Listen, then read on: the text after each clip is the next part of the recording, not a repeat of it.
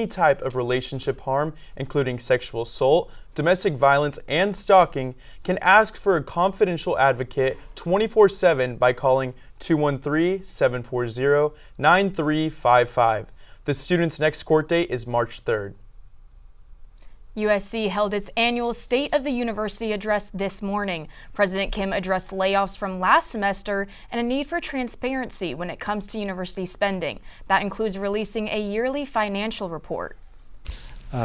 We're going to continue to do that every single year that I'm sitting in this office.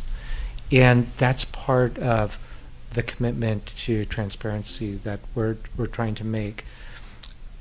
We do have a lot more controls that are in place to make sure that we're not overspending and that we're approaching decisions mindful of scarce resources. A Dornsife professor and a Marshall director at the address said they're excited for the school's new partnership, while others expressed concerns about the direction the university is going. I'm really excited about President Kim's vision for the university. He uses words like collaboration, partnership, innovation, excellence, and I really feel that's where the university should be heading. We are here to provide an alternative address because we have deep concerns about the direction the university is going. USC has been providing cadavers for research. Campus should be safe. This is a private university that should enforce a message of safety for all of our students and all of our community members. Students also shared their thoughts on President Kim's official role and their hopes for his leadership. I'm stoked. I mean, as an Asian American man, it's crazy to see someone who looks like me president of this university. I'm super excited. I think it's awesome. I know he served as interim for some months, so he's got some experience. He's going to make some good changes around USC, and yeah, I think he's got, again, legacy. He's got parents that went here. He's got an amazing portfolio as far as where he's come from and what he's done, so I'm nothing but excited. President Kim concluded his address affirming that institutional restraint not be placed on faculty research and speech, and told faculty to, quote, be bold and daring, tell the truth and speak the truth. And on Capitol Hill today, tensions were high as members of Congress questioned immigration officials. Evan has more on the hearing. Evan? Thank you, Mary. This is the brief, because this morning's 3-hour hearing was anything but. Top Trump immigration officials battled questions from House members as the clock ticks on the Department of Homeland Security funding bill deadline on Friday. DHS officials were grilled with intense questioning from the House Homeland Security Committee regarding immigration enforcement tactics in the wake of recent killings of U.S. citizens Renee Nicole Good and Alex Preddy. Democrats made it clear they will not be voting for another spending bill when funding runs out, unless dramatic changes are made. The Constitution does not give your agency the right to hide their faces while they kill Americans. Will you commit, yes or no, to immediately unmasking every agent conducting immigration enforcement and requiring them to wear standard uniforms with identifiable badges? No. Well, that's a sad response. Over the weekend, Democrats released their legislative proposal, demanding reforms before settling on a funding bill. These include mandating body cameras on officers, restricting targeted enforcement with judicial warrants, and banning masks and requiring displayed identification. With a funding deadline this Friday, concerns remain on whether an agreement will be made in time. With your politics news, this is The Brief with Evan Abelson. Thanks, Evan. A recent economic report reveals how ICE raids have impacted local businesses. Los Angeles County Economic Development Corporations found businesses have lost about $3.7 million between July and September of last year. The losses were felt across LA County. In Southeast Los Angeles, including the heavily targeted 90011 zip code near USC, small business owners say enforcement activity has driven customers away, forced earlier closing hours, and disrupted daily operations. Este año pensábamos que iba a ser diferente. This year we thought it would be different. However, the flow of people still hasn't returned. Several businesses have closed permanently and more continue to close. You can see it all around the boulevard and on the surrounding streets.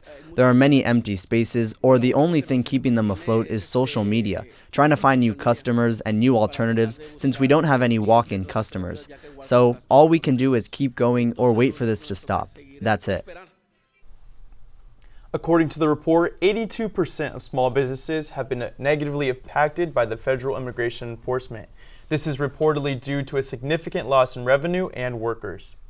With the undocumented estimates from the Equity Research Institute, it really provides really important insights in terms of the consequences of the ICE raids. Not only the social and moral quandary that we are experiencing with these attacks on immigrant communities, but this comes at an economic cost for our region as well. As immigration enforcement continues, local business owners worry that the financial hits will keep coming. Now we turn to an election taking place in just 1 week. Lindsay Augustine is live at Tudor Campus Center with details.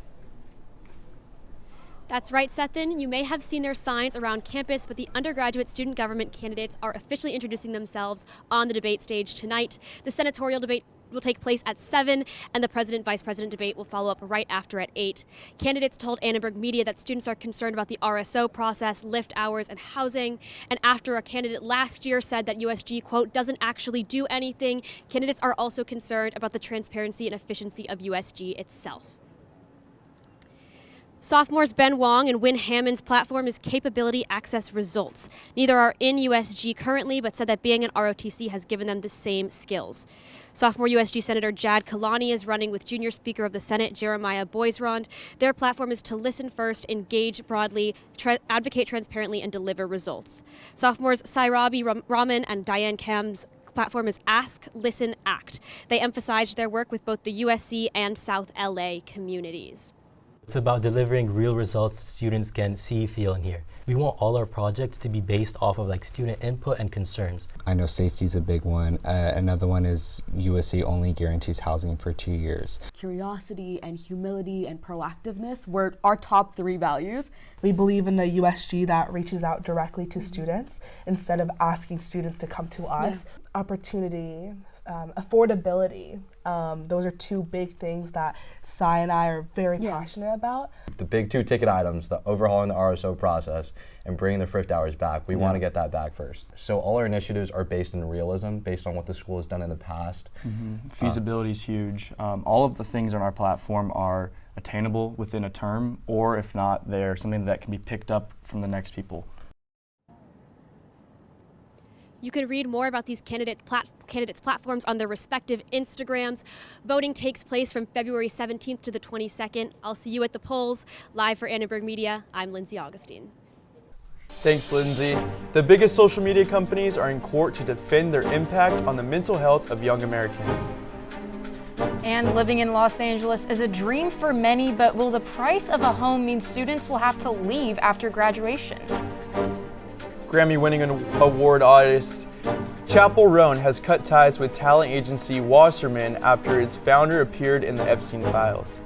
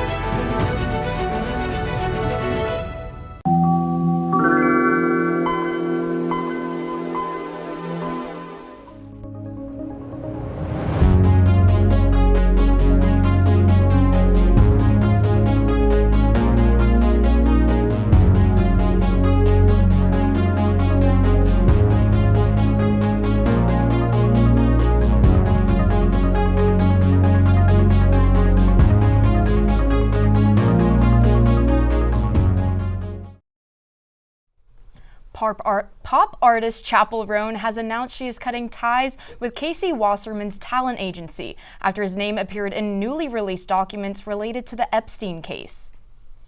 Roan took to Instagram to announce her departure from the company, saying, quote, "Meaningful change requires accountability and leadership that earns trust." The files show Wasserman exchange a series of emails with convicted sex offender and Epstein's ex-girlfriend Ghislaine Maxwell. Wasserman has also faced calls to step down as chairperson of the LA 28 Olympic Committee. It's happened at a slow pace. It took a little while after his name surfaced for people to begin to react to that. But the Olympics are, incredibly high profile. It's incredibly important for Los Angeles.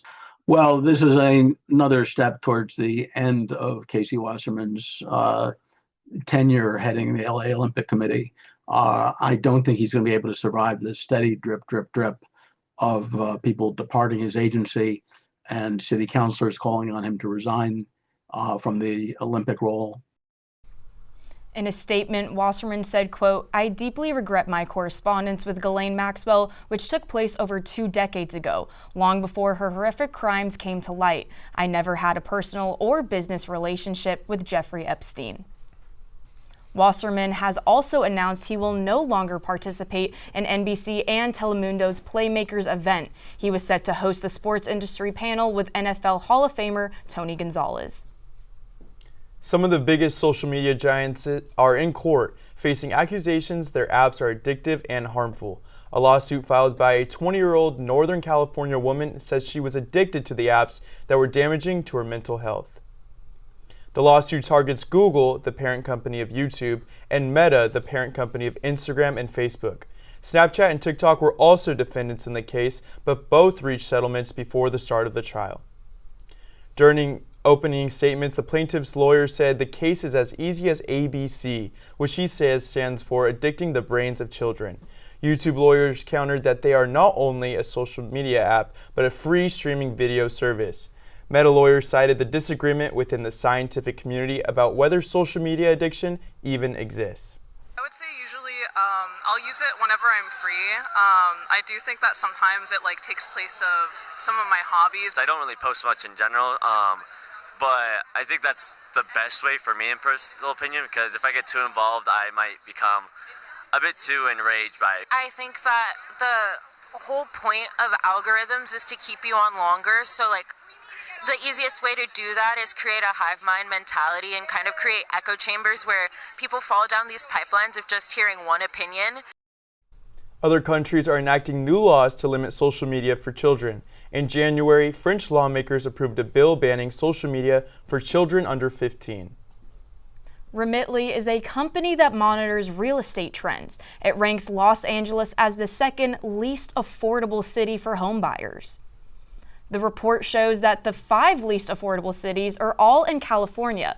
The most affordable city is Detroit, Michigan. With more people being able to, or with a higher affordability, that means more people can afford to buy a home. But the number is still at a low level at 18% right now. It still only means only about 18% of the households at the state level can afford to buy. In some areas, the number is even lower. So ideally, if this is a sign that things are actually improving, and hopefully in 2026, in the coming year, we could see, a little bit more improvement. The average home price in LA County is $775,000, while the average price in the U.S. is just around $357,000. As housing prices remain high across the state, many USC students question whether they can build their future in California after graduation.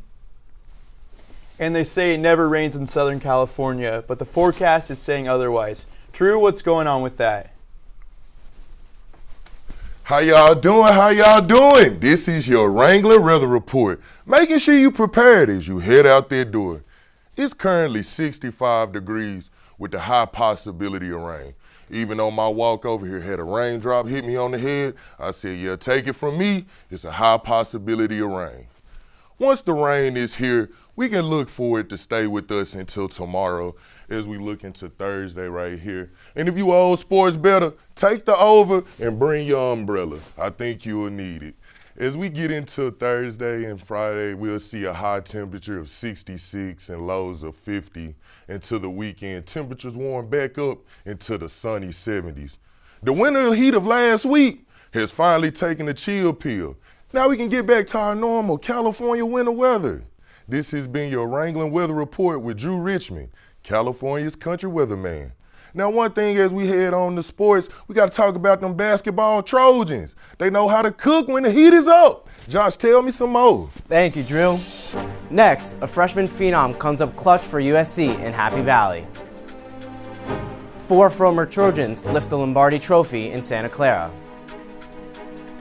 And women's lacrosse starts their season on a high note.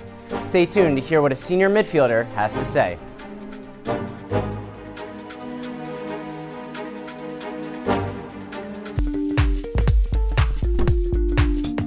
USG election season has kicked off. They have a huge game on Thursday, right? Huge. Prior to that, he couldn't hit water if he fell out of a boat. And a warning tonight about a massive storm heading our way. We're live here at the Ganlin Center. What would y'all do if you had $2.5 million? Music, art, and women empowerment. And she put her stamp on Big Ten history. Those are men swimming like fish. Thanks for watching. Annenberg TV News, you never miss an episode. Don't forget to subscribe. Thanks for watching.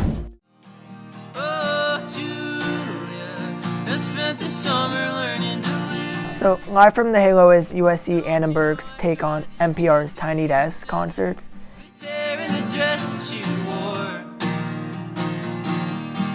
This is like a platform for USC students and adjunct students just to perform and play their music for an audience.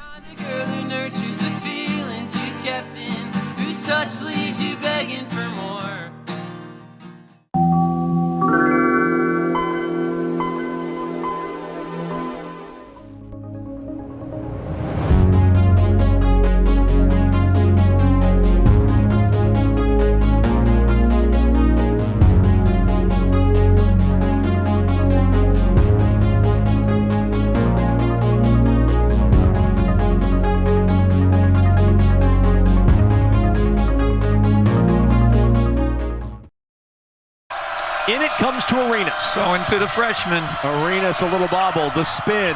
2 seconds. Arenas high off the window. It'll drop and it'll count.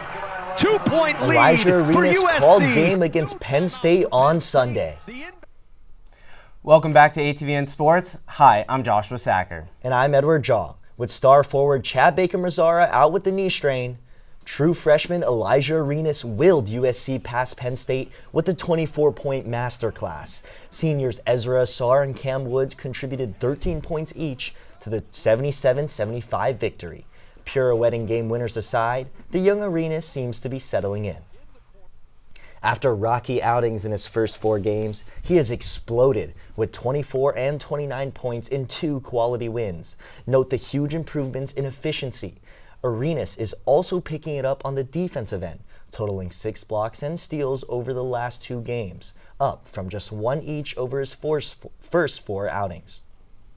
So Josh, it seems like the game is really slowing down for Arenas. Right now, ESPN's bracketology has USC listed as a 10 seed for when March rolls around. How do you see the rest of the season playing out for the Trojans? Yeah, Edward, I think USC is playing great basketball right now. They've won 3 straight, looking for their 4th tomorrow night against Ohio State. They have 2 huge matchups against Nebraska and Illinois, both top 10 ranked, and if they can win one at home, I think they'll be dancing in March. How do you think Arenas is going to help them down the stretch?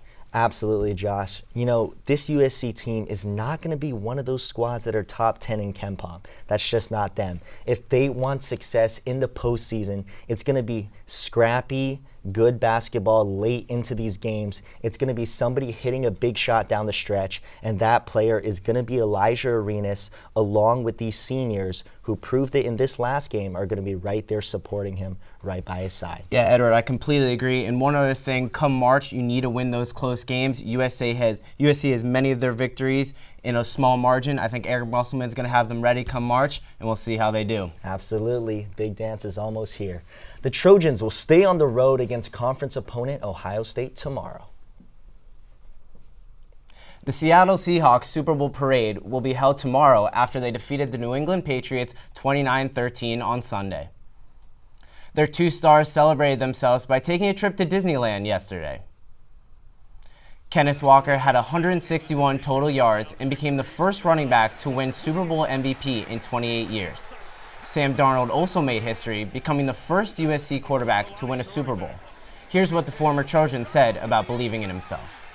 They believed in me throughout my entire career, and I think that's why I was able to believe in myself almost ad nauseum. Like some people called me crazy throughout my career for believing in myself so much and having so much confidence, but it was because of my parents. After a thrilling season, teams will have their eyes set on Super Bowl 61. The NFL Draft is April 23rd to 25th in Pittsburgh. USC women's track star Madison White was named NCAA Athlete of the Week. The senior sprinter posted a 50.82 second 400 meter at the New Mexico College Collegiate Classic. That's good for the fastest 400 in the nation this season, a track record, and the second fastest time in team history. White took home the 400-meter gold in the Big Ten Outdoor Championship last season, and she'll look to defend her title once again. USC women's lacrosse started their season off with a strong 16-9 victory over California last Sunday. The Trojans were led by hat-tricks from Vivian Luthold, Reese Robinson, and Kaylee Fravert. Attackman Emma Bunting did a great job facilitating her teammates, tallying 5 assists in the win. USC will face 7 non-conference opponents before opening up Big Ten play against Penn State March 12th. This is what senior midfielder Casey Roberts had to say about the Trojans' goals for the 2026 season. Big Ten lacrosse is probably the best conference in the country along with the ACC, and we're getting to travel to the East Coast every weekend. I'm playing the top teams in the country like Northwestern, Maryland. I think bringing home a Big Ten title would be sick, and then making the NCAA tournament this year would be huge. USC will play Denver at home on Thursday. Well, that's all from us here at Annenberg TV Sports. We'll toss it back to Mary, and as always, happy Tuesday. Thanks, guys. AI could soon replace actors and writers in Hollywood. That story coming up next.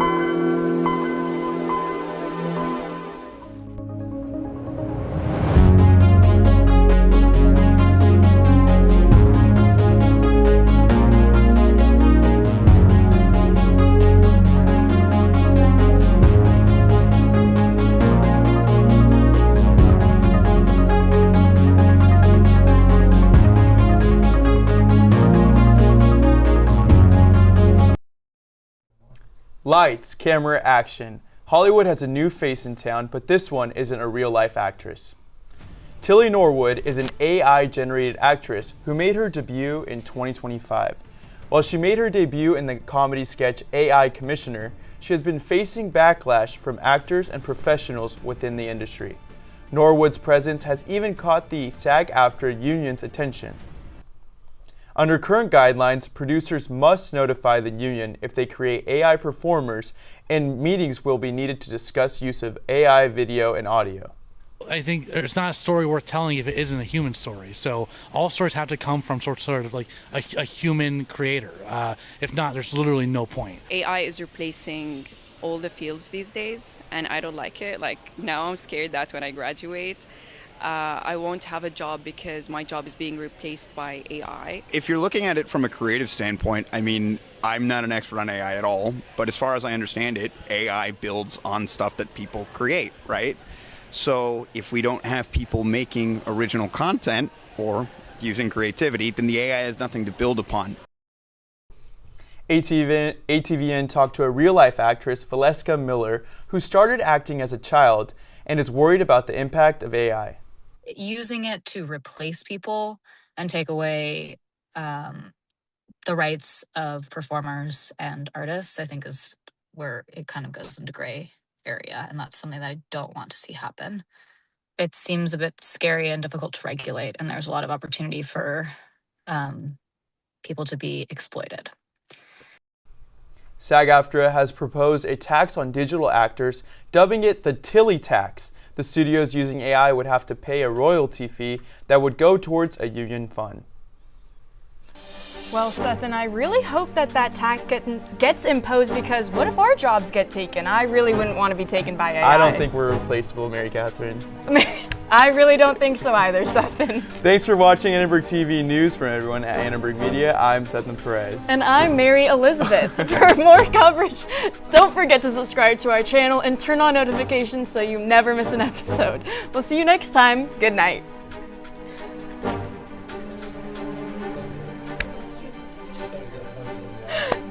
You probably should.